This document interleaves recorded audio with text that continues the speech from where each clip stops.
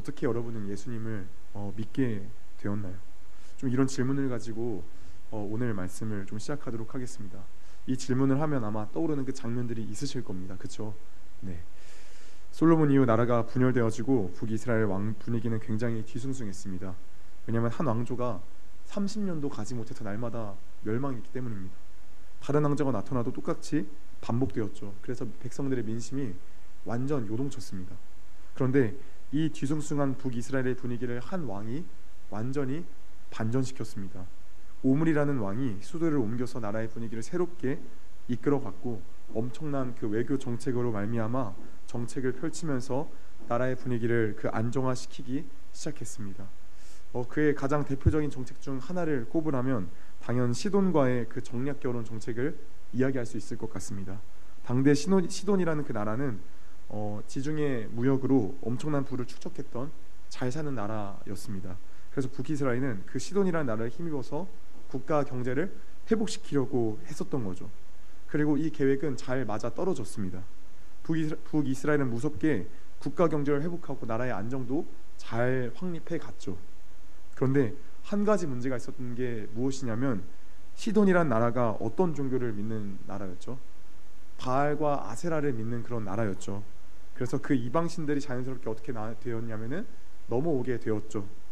정략 결혼한 시돈 왕의 딸이 심지어 또 이세벨이라는 그 여인이 바알과 아세라 신앙을 정말 열렬히 신봉하던 그런 신자였기 때문에 그런 정책들이 그런 이방신들이 더욱더 활발해졌습니다. 그렇게 북이스라엘에는 여호와의 신전이 세워지는 것이 아니라 바알 신전이 세워지고 아세라 신전이 세워지면서 바알과 아세라 종교가 국가 종교로 완전히 전락되고 말았습니다. 그래서 그때 바알과 아세라 선지자들이 아예 국가로 세금을 받는 그런 공무원으로 아예 자리 잡게 되었습니다.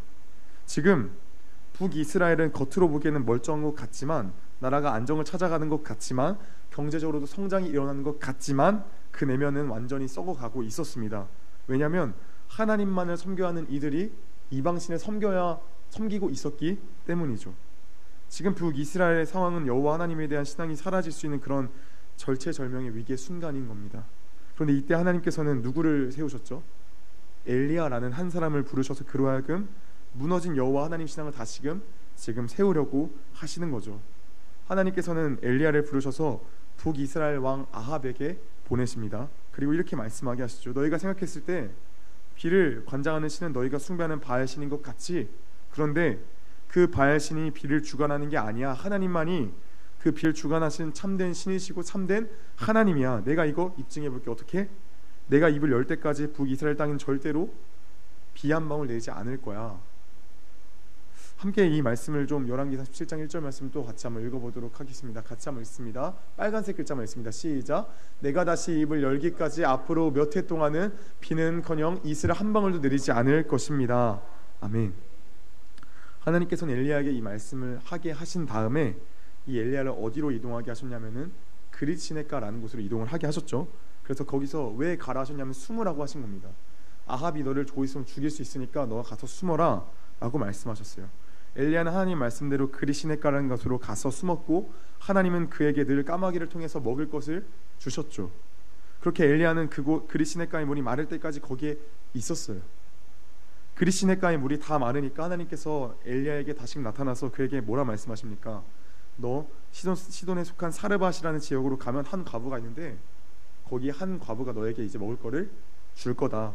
그러니까 거기서 이제 머물러라 말씀하셨어요. 엘리야는 일어나서 시돈의 사르밧 지역으로 갔습니다. 가니까 한 여인이 나뭇가지를 줍고 있는 거예요. 근데 그때 딱 엘리야가 그 여인을 보자마자 아, 저 사람이 하나님 말한 그 과부겠구나 해가지고 어떻게 뉘앙스를 말했냐면은 물 좀 주시겠어요? 라고 먼저 이야기를 해요. 이게 뭐냐면은 이 말의 뜻은 밥 가져와라 라는 걸 돌려서 이제 이야기를 하는 거죠. 네가 하나님의 사람이 맞으면 가져와라 하는 거죠. 그런데 뭔가 분위기가 이상해요. 뭔가 분위기가 딱 봤을 때 물 가져왔을 때 뭔가 저 여인이 뭔가 떡을 가져와는 어떤 제스처를 취해야 될 것 같은데 정말 물만 가져올 것 같은 거예요. 그러니까 이 뉘앙스가 그러니까 서둘러서 엘리야가 이렇게 말을 하는 거예요. 떡 한 조각 가져와라.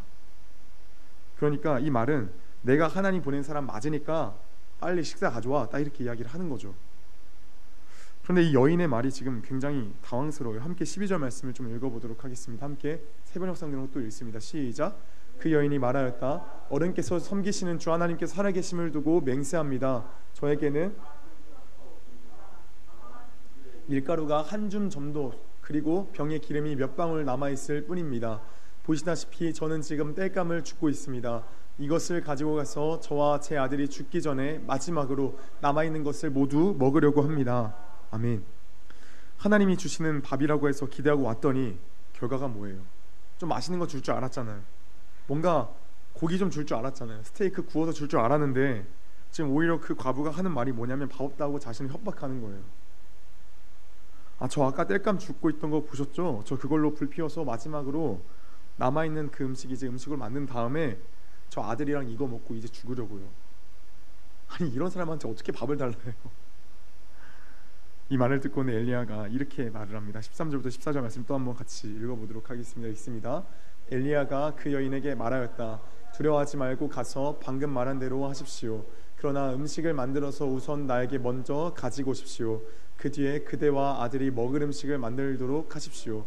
주님께서 이 땅에 다시 비를 내려주실 때까지 그 뒤에 그 밀가루가 떨어지지 않을 것이며 병의 기름이 마르지 않을 것이라고 주 이스라엘의 하나님께서 말씀하셨습니다. 아멘. 참 당황스럽죠. 음식을 만들어서 먹되 나에게 먼저 가져와라. 이 말이 여인의 입장에서 어떻게 들렸을까요? 여러분에게는 이 말이 어떻게 좀 들려지나요? 솔직히 제가 만약에 이 여인의 입장에서 만약에 들었으면 솔직히 사기꾼의 말처럼 들렸을 것 같아요. 나에게 좀 투자하면 배로 될 거야. 이런 말인 것 같죠. 네. 그런데 참 당황스러운 게 뭐냐면 여인이 지금 엘리야의 말을 믿고 지금 어떻게 했다는 거죠? 순종했다라는 거죠. 15절 말씀을 또 같이 한번 짧게 읽어보도록 하겠습니다. 읽습니다. 그 여인은 가서 엘리야의 말대로 하였다. 아멘. 사르밧 여인이 여러분 어떻게 순종할 수 있었던 걸까요? 하나님에 대한 믿음이 그에게 있었기 때문에 순종할 수 있었던 걸까요? 지금 우리가 기억해야 되는 게 뭐냐면 지금 사르밧 과부는 하나님이라는 신에 대해서 알지 못한다라는 거예요. 이걸 우리가 어떻게 짐작할 수 있냐면 지금 이 과부가 사는 지역이 어디죠? 어디 살고 있죠? 사르밧, 시돈의 사르밧에 살고 있죠. 시돈의 사르밧이 그러면은 이 시돈 땅이 그럼 어느 신앙이 원산지죠? 바알과 아세라 신앙이 원산지죠. 그렇죠? 그러니까 이 여인은 하나님에 대한 신앙을 가지지도 않았을 것일 뿐더러 오히려 바알 신에 대해서 오히려 더 듣고 그 바알 신앙으로 굳건히 자란 사람일 거다라는 말입니다. 그렇다면 바알 신앙을 가진 그 여인이, 그 과부가 어떻게 하나님의 선지자의 말대로 순종할 수 있었던 걸까요? 자, 우리가 한번 생각해 보겠습니다. 엘리야가 그레시네가에서 머물다가 사르밧 지역으로 지금 갔어요. 그렇죠?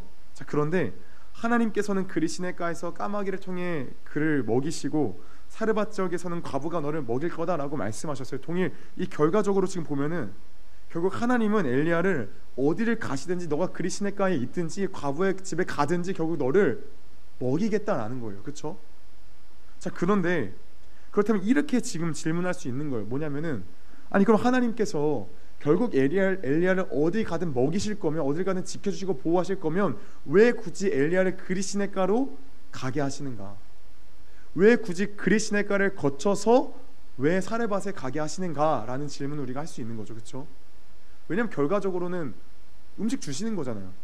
그러면은 뭐 바로 사르밧 가가지고 밥 주세요 하면 되잖아요. 그렇죠? 근데 왜 굳이 건너뛰게 하냐라는 말이에요. 여러분 엘리야가 언제 그리시네가를 떠났죠? 언제 떠났죠? 언제? 네. 그 그리시네가의 물이 말랐을 때 열왕기상 17장 7절 말씀을 또 읽어보도록 하겠습니다. 함께 읽습니다. 땅에 비가 내리지 아니하므로 얼마 후에 그 시내가 마르니라. 아멘. 그레시네가의 물이 말랐다는 게 지금 무엇을 뜻하고 있는 거죠? 네, 가뭄이 지금 극심해졌다는 거예요.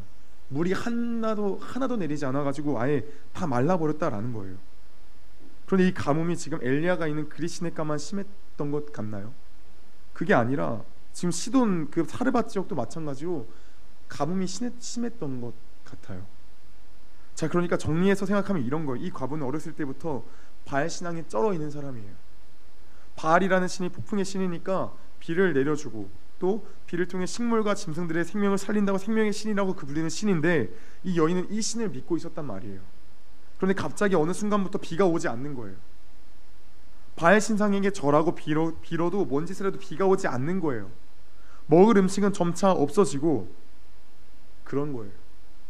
그러니까 그녀의 마음 가운데 바알 신앙에 대한 그 믿음이 어떻게 사라지고 있냐면은 그 음식과도 같이 점차 사라지고 있는 거예요. 그러니까 바알 신앙에 대한 어떤 회의감이 들기 시작한 거죠. 바알이 참신이 맞으면 비가 내려야 되는데 비가 왜 안 올까? 맞나? 아니 바알 신이 진짜 참된 신이 맞나? 이런 의문점이 드는 거죠. 어느 시간 동안 그 그리시네가의 시냇물이 마르는 그 시간 동안 그 여인이 이런 생각을 했던 거죠.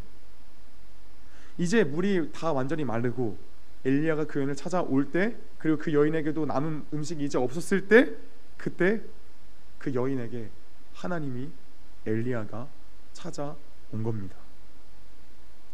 그래서 그 여인이 눈 딱 감고 믿어본 거예요. 그래, 바알이 신이었으면 내렸을 텐데 왜 아직도 안 내려? 한번 믿어보자, 한번 해보자. 그 결과가 뭐예요? 열왕기상 17장 15절부터 16절 말씀이 그 결과다라는 거예요. 한번 같이 한번 읽겠습니다. 시작. 그와 엘리야와 그의 식구가 여러 날 먹었으나 여호와께서 엘리야를 통하여 하신 말씀같이 통의 가루가 떨어지지 아니하고 병의 기름이 없어지지 아니하니라. 아멘. 여인이 이 조그마한 순종을 통하여서, 사실 순종이라고 말할 수도 없죠. 그냥 한번 해본 건데, 그냥 뭐 모르는 척 하면서 그냥 해본 건데, 그로 인해서 어떤 결과가 나왔죠?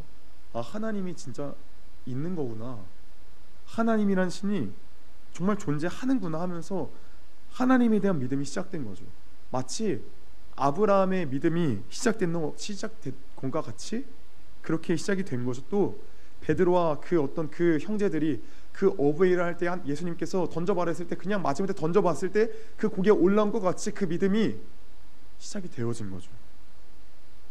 여러분, 만약에 엘리야가 그리시네가를 거치지 않고 그냥 사르밧 과부에게 가게 되었다면 어떻게 되었을까요? 그의 마음이 지금과 같았을까요? 그쵸, 얄짤없죠. 그 가뭄으로 말미암아서 사르밧 과부의 그 마음이 열려졌던 거예요. 자신이 신이라 생각했던 그 바알에 대한 그런 어떤 우상들이 완전히 깨지기 시작할 그때에 하나님에 대한 믿음이 일어나기 시작했던 거예요. 하나님에 대한 믿음의 시작으로 하나님께서는 그 가뭄을 사용하셨던 거죠. 우리 삶도 마찬가지. 우리 삶도 어느 분을 보면 돈을 사모했던 사람도 돈에 대한 믿음이 점차 깨지기 시작하니까 어떻게 되죠? 그 사이에 믿음이 작용하기 시작하는 거죠. 근데 그 돈이 신이 아니라는 걸 알게 되어질 때에 그때가 어떻게 되죠? 그 사람의 인생의 가뭄이 시작되어지는 거죠. 아무튼 이렇게 사르밧 과부가 하나님에 대한 믿음이 스타트가 되었습니다. 시작이 되었습니다. 자, 이렇게 그 뒤에 꽤 긴 시간을 그 평안 가운데 지냈던 것 같아요. 하나님께서 출애굽 백성들에게 만나를 허락하셨듯이 과부의 집에 그 가루와 기름이 떨어지지 아니하였습니다. 자, 그렇게 음식 걱정하지 않고 나날이 지내다가 어느 날 큰일이 생겼습니다. 어떤 일이 생겼죠? 과부의 하나밖에 없는 그 아들이 병들어 죽어버린 겁니다. 그러면서 여인이 어떻게 반응하냐면 이렇게 반응을 합니다. 열왕기상 17장 18절 말씀을 또 같이 한번 읽겠습니다. 시작. 여인이 엘리야에게 이르되 하나님의 사람이여, 당신이 나와 죽게 하려고 내게 오셨나이까. 아멘. 여인의 반응이 좀 난감합니다. 갑자기 엘리야에게 하나님에게 아들의 죽음에 대한 모든 책임을 지금 떠넘기고 있는 겁니다. 난감하죠. 사르밧 과부는 왜 갑자기 아들이 병들어 죽은 것을 엘리야 탓을 하면서 이렇게 말을 하고 있는 걸까요? 왜 갑자기 느닷없이 내 죄를 들췄습니까? 라는 이런 이상한 말을 하고 있는 걸까요? 되게 뜬금없지 않습니까? 원망할 거면 그냥 왜 도대체 죽게 하셨습니까? 이렇게 말하면 되지. 마르다와 마리아처럼 오빠 나사로가 죽었을 때 당신은 예수님 왜 이렇게 늦게 오셨습니까? 이렇게 탓하는 것처럼 이렇게 하면 되지. 왜 갑자기 느닷없이 내 죄를 떠올리게 했냐는 말입니까? 이렇게 사르밧 여인이 이렇게 이야기를 하냔 말이에요. 또 한번 생각해 보겠습니다. 가뭄이 지금 몇 년간 지속되었냐면 3년간 지속되었습니다. 3년 6개월간 지속되었는데 이 가운데 최소 2년의 시간을 엘리야가 과부의 집에서 유했을 거예요. 그러면 아들이 죽기 전까지 엘리야가 그 과부의 집에 거하면서 뭐 하면서 지냈을까요? 그냥 맨날 밖에 떠돌아다니면서 맨날 그냥 뭐 싸돌아다녔을까요? 그렇진 않았겠죠. 왜냐하면 밖에는 그 시돈의 왕이 누구죠? 엣발의 딸, 바로 이세벨의 땅 아닙니까? 그러니까 이세벨이 그를 죽일 수 있는 거잖아요. 그러니까 날마다 이 엘리야는 떠돌아다닐 수가 없는 거죠. 그러니까 몇 년 몇 개월 동안은 웬만하면 다 그 과부의 집에서만 머물렀을 거 아닙니까? 그렇죠? 그러면 엘리야가 그 집에 거하면서 매일 방에 바뀌어서 히키코모리 같은 생활을 했을까요? 그것도 아니잖아요. 방에 계속 뭐 있는다고 쳐도 밥 먹을 때만큼은 같이 식사 교제를 했겠죠. 그렇죠? 그러면 엘리야가 과부에게 그 식사 교제하면서 뭔 얘기를 했을까요? 하나님에 대한 이야기를 당연히 했겠죠. 그리고 우리가 이 엘리야의 성격을 우리가 알 수 있는 게 뭐냐면은, 엘리야가 아합에게 나아가서 대놓고 뭐라 말해요? 내가 말할 때까지 절대로 비 한 방울 안 내릴 거야. 엘리야 상당히 성깔 있는 사람입니다. 그냥 두고 보는 성격은 아닙니다. 그러니까 엘리야는 이 여인의 죄에 대해 침묵하고 있었을까요? 이 여인이 바알에 대한 어떤 신앙생활을 하면서 바알에 대한 어떤 그런 태도들이 남아 있을 거 아닙니까? 그러니까 그런 행동을 할 때마다 엘리야가 가만히 있었겠냔 말이에요. 당연히 그거 아니다라고 말했겠죠. 다 이야기해 줬을 겁니다. 그러니까 여인은 자연스럽게 자신의 죄를 깨닫게 되었겠죠. 그런데 옛날 고대 사람들에 대한 신에 대한 인식이 어떠했죠? 죄를 지으면 신의 분노를 사고 신의 심판을 받는다라는 게 일반적인 고대 사람들의 신에 대한 인식이었죠. 그렇죠? 그러니 이 과부는 자연스레 이렇게 생각했던 거죠. 내가 지은 죄 때문에 하나님이란 신이 진노해서 이렇게 된 거다. 그래서 과부는 모든 불평과 원망을 엘리야에게, 하나님에게 다 쏟아내 버리는 거죠. 당신이 내 죄를 깨닫게 하지 않았다면 나에게 이렇게 하지 않았을 텐데, 이런 상황이 나타나지 않았을 텐데 생각했던 거겠죠. 이 과부는 지난날의 사건으로 인해 하나님에 대한 믿음이 시작되었어요. 그런데 문제가 있었어요. 그게 뭐냐면 여전히 하나님이 누군지를 모르는 거예요. 하나님이 어떤 분인지를 모르는 거예요. 하나님이 뭔가 그냥 바알이랑 별로 다를 게 없는 것 같은 거예요. 그녀에게는 하나님은 바알과도 같은 신이라는 인식이 있었던 것 같아요. 그러니까 이렇게 이야기했던 거죠. 하나님, 왜 나한테 이렇게 합니까? 내 죄가 이런 겁니까? 분노해서 내 자식 죽여버린 겁니까? 그런데 여러분, 하나님 바알과 동일한 신입니까? 아니잖아요. 동일한 신이 아니잖아요. 바알 신앙은 자신의 자녀를 불태워서 그 신에게 바치죠. 그렇죠? 그러면서 그 신의 어떤 그런 위로를 받으려고 난리를 치죠. 그런데 하나님은 어떤 분이십니까? 오히려 자신의 독생자 우리에게 내어주신 그 사랑의 하나님이시잖아요. 다르잖아요. 엘리야가 그 아들을 안고 하나님께 기도했더니 그 과부의 아들이 살아났습니다. 이 사건을 본 이 여인이 뭘 경험했죠? 하나님이 어떤 분이신지를 진정으로 깨달아지게 되어진 거죠. 아, 하나님이 바알과도 같은 신이 아니구나. 엘리야 선지자가 나에게 말한 대로 진짜 이분은 사랑이 많으신 분이 맞구나. 아, 진짜 이분이 바알이 생명을 주관하는 줄 알았는데 하나님이란 신이 생명을 주관하는 게 맞구나. 바알은 가짜였구나. 하나님이 진짜 완전 진짜였구나 라는 거를 깨닫게 된 거죠. 그래서 사르밧 과부가 어떻게 이야기하면 이렇게 이야기를 하는 겁니다. 열왕기상 17장 24절 말씀을 또 같이 한번 보도록 하겠습니다. 같이 한번 열왕기 17장 24절 말씀을 보도록 하겠습니다. 안 나와 있나요? 네, 우리 말씀을 좀 같이 보도록 하겠습니다. 함께 있습니다. 여인이 엘리야에게 이르되 내가 이제야 당신은 하나님의 사람이시요 당신의 입에 있는 여호와의 말씀이 진실한 줄 아노라 하니라. 그제서야 깨닫게 되어집니다. 서론에서 물었던 질문을 다시금 여쭤보겠습니다. 여러분, 예수를 어떻게 믿게 되었습니까? 예수를 어떻게 믿게 되었죠? 우리는 내가 예수를 어떻게 믿었는지의 과정을 생각하면 항상 내가 예수님을 인격적으로 만난 그때만 생각하죠. 그렇죠? 그런데 오늘 우리가 이 말씀을 보며 깨닫는 것이 무엇이죠? 하나님이라는 그 신이, 하나님이 나라는 그 한 사람 만나주시기 위해서 그냥 어느 날 갑자기 기분이 좋아져서 그냥 기운바처럼 그냥 만나줄게 하면서 이렇게 만나주신 게 아니라 내가 예수님을 만난 시점보다 훨씬 더 옛날부터 나를 만나 주시기 위해 그 모든 상황과 환경을 주관하시고 인도하셨다라는 거예요. 나는 그 옛날 있었던 그 일들이 그냥 저주와도 같이 여겨졌고 그냥 이게 나한테 왜 일어나는지 그냥 너무 원망스러웠는데 하나님은 그 모든 과정들조차도 나를 만나시기 위한 과정으로 사용하셨다라는 거예요. 그래서 사도 바울이 이를 뭐라 이야기하냐면 이렇게 이야기를 하죠. 우리가 잘 아는 말씀 에베소서 1장 4절 말씀에 어떻게 기록되어 있냐면 하나님은 세상 창조 전에 그리스도 안에서 우리를 택하셨다라고 이야기를 하는 겁니다. 그러니까 하나님께서 우리를 택하셨기 때문에 하나님께서는 우리의 그 상황들과 그 모든 환경들을 다 주관하셔서 역사하셨다라는 거죠. 우리가 예수 만나기 전에 아프고 괴로웠던 그 순간들, 신에 있다면 왜 나를 이렇게 괴롭게 하시는 건가 했던 그 모든 순간들, 그 모든 과정들이 하나님께서 우리를 구원하시기 위해 하나님의 최선이었다라는 겁니다. 하나님의 열심이었다라는 겁니다. 사르밧 과부에게 왜 가뭄이 허락되었습니까? 왜 가뭄이 허락되었습니까? 그게 아니었으면 그냥 하나님을 알려고 하지 않았으니까요. 가뭄이 극심했기 때문에 바알 신앙에 대한 회의감이 들었을 것이고 그로 인해 하나님에 대한 마음을 열 수 있었던 거죠. 우리 힘내서 나아갑시다. 다시금 힘내서 나아가면 좋겠습니다.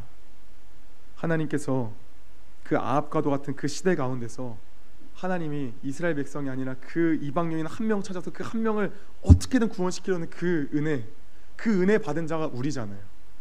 그러니까 우리가 이 은혜 받은 자답게 다시금 일어나서 나아갔으면 좋겠습니다.